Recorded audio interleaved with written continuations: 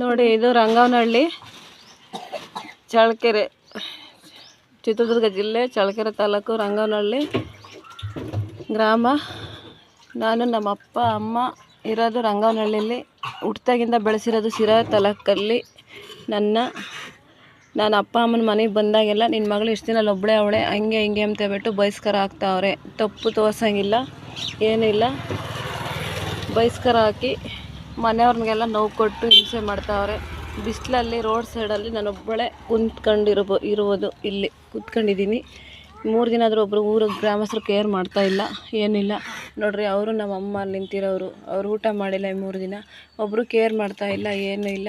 ಊರಿಗೆ ಬಂದಾಗೆಲ್ಲ ತಪ್ಪು ಮಾಡವಳೆ, ಅದು ಮಾಡವಳೆ ಅಂತ ಹೇಳ್ಬಿಟ್ಟು ಇಲ್ಲದ್ದೆಲ್ಲ ತಪ್ಪು ಹೊರಿಸ್ಕೊಂಡು ನ್ಯಾಯ ಕೊಡ್ತೀವಿ ಅಂದರು. ನ್ಯಾಯ ಮಾಡಬೇಕು, ಪಂಚಾಯತಿ ಮಾಡ್ತೀವಿ ಅಂತ ಹೇಳ್ಬಿಟ್ಟು ಬಹಿಷ್ಕಾರ, ಅಲ್ಲೇವರೆಗೂ ಬಹಿಷ್ಕಾರ ಇರಬೇಕು ಅಂತ ಹೇಳ್ತಾವ್ರೆ.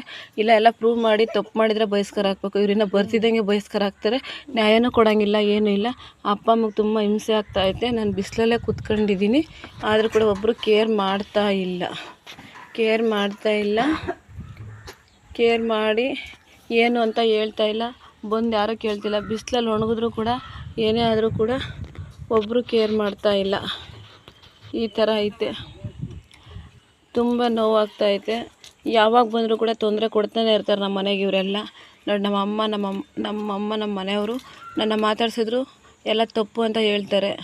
ನೀವು ಗ್ರಾಮಸ್ಥರು, ನಮ್ಮೂರ ಗ್ರಾಮಸ್ಥರು ಎಲ್ಲರೂ, ಊರಾಗ್ಲವರೆಲ್ಲ ನಮ್ಮ ಮಟ್ಟಿಯವರು ತಪ್ಪು ಮಾಡಿದ್ದೀಯ ಅಂತ ಬಹಿಷ್ಕಾರ ಹಾಕಿ ನನ್ನ ಹೊರಗಡೆ ಇಟ್ಟಿದ್ದಾರೆ. ಒಬ್ಬರು ಕೇರ್ ಮಾಡ್ತಿಲ್ಲ. ಬಿಸಿಲಲ್ಲಿ ಸಾಯ್ತಾಯಿದ್ರು, ಒಬ್ಬರು ಇದು ಮಾಡ್ತಾಯಿಲ್ಲ.